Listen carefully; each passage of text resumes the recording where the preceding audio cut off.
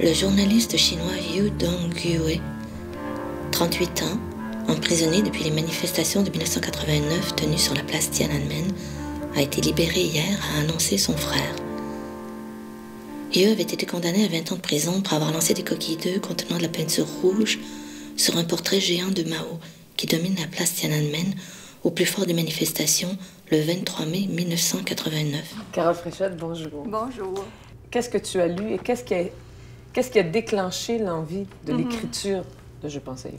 Alors, le 23 février 2006, j'ai lu un entrefilet dans Le Devoir un matin à propos d'un journaliste chinois qui s'appelle Yu Dongyue et qui venait d'être libéré de prison après avoir passé 17 ans en prison pour avoir lancé de la peinture sur le portrait de Mao pendant les événements de 1989.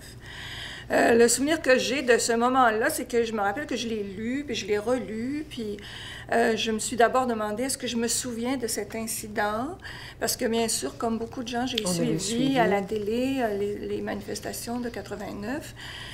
J'ai pensé à la figure de Mao, qui, quand moi j'avais 20 ans, était quand même une figure positive, même si moi j'ai eu 20 ans dans les années 70, et déjà dans les années 70, Mao avait déjà commis bien des horreurs, mais nous, la jeunesse occidentale, on voulait croire dans cette figure positive. Est-ce que tu dirais que c'est une pièce qui traite de l'engagement, mais aussi du désenchantement? C'est une pièce qui se situe au cœur de ce questionnement, au cœur d'une crise, disons, la crise de Madeleine sur le sens qu'a eu sa vie, mais aussi le sens de l'engagement. Il y a beaucoup de questions de changement aussi dans la pièce. Est-ce que les choses changent? Jérémy, qui est un des personnages de la pièce, prétend que les choses, au fond, ne changent pas.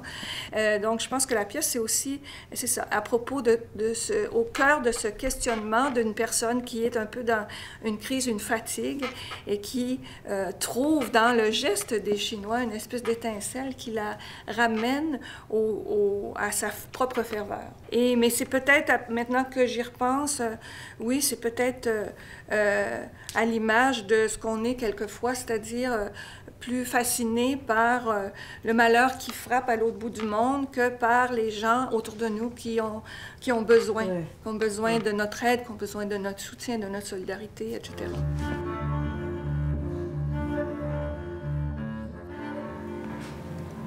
Ils étaient trois, tous les trois dans la jeune vingtaine, tous les trois de la province du Hunan, comme Mao. Ils sont venus de leur ville pour participer aux manifestations de la place Tiananmen. Il y a quelque chose de très intéressant avec le personnage de Lynn, qui est cette jeune Chinoise qui vient prendre des cours de français.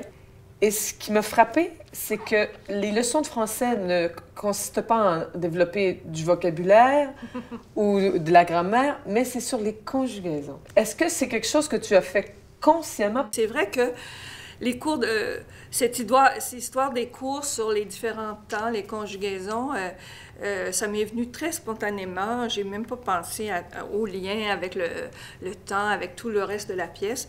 Mais après, plus je l'ai construite, plus je voyais à quel point c'était relié. C'est quelque chose qui est venu très intuitivement. Et je pense que effectivement, en chinois, il n'y a pas de conjugaison comme ça. Il n'y a pas de temps. On parle toujours au présent. Je me suis rendu compte à quel point c'était relié à ce qui se passait dans la pièce. Madeleine qui est beaucoup dans son passé, qui est dans l'imparfait, on peut dire. Et puis, les volontés de changement qui sont tournées vers le futur, de ces jeunes Chinois qui ont fait cette action spectaculaire, puis tous les étudiants qui ont fait les manifestations de Tiananmen étaient tournés vers le futur. Et puis, Jérémy qui est aussi comme si sa vie s'était arrêtée le jour où il s'est retrouvé tout seul avec son fils. Donc, le temps s'est arrêté pour lui. J'ai trouvé que ça fonctionnait bien, mais disons que ça s'est venu de façon complètement intuitive. Dans tes recherches autour de ces trois jeunes hommes-là, à un moment donné, tu as découvert que l'un d'entre eux, Lu Decheng, vivait au Canada, avait émigré au Canada. Comment tu transigeais entre le fait réel, la vraie patente, et la fiction? Je me rappelle pas exactement comment ça s'est passé. Je pense qu'un jour, au lieu de taper Yu Dong-yu, j'ai tapé le nom d'un des deux autres, qui était Lu Decheng. Et là, je me suis rendu compte que, en fait, Lu Decheng, il a été admis au Canada comme réfugié politique en 2006. Donc, moi, j'ai lu l'article dans Le Devoir en février 2006, puis lui, je pense qu'il est arrivé au Canada en juin ou juillet 2006. J'ai décidé d'aller le rencontrer à Calgary. C'est vrai, j'ai fait 3 jours d'entrevue avec lui, où il m'a raconté l'événement de Tiananmen, bien sûr.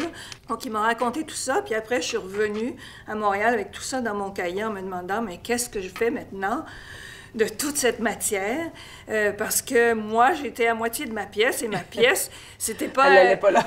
Elle allait pas là. Même, je me suis demandé, est-ce que Madeleine va découvrir que Lu Decheng vit à Calgary? Et donc, j'ai décidé que j'allais pas mettre tout ce qu'il m'a raconté dans la pièce, mais je pense que le fait de l'avoir raconté, c'était quelque chose d'extrêmement... que ça a beaucoup, beaucoup transformé mon rapport à la pièce. Oui. Ça a rendu les choses encore plus touchantes, oui. Plus vibrantes. Merci, Carole Fréchette. Bien, merci, Marie-Thérèse.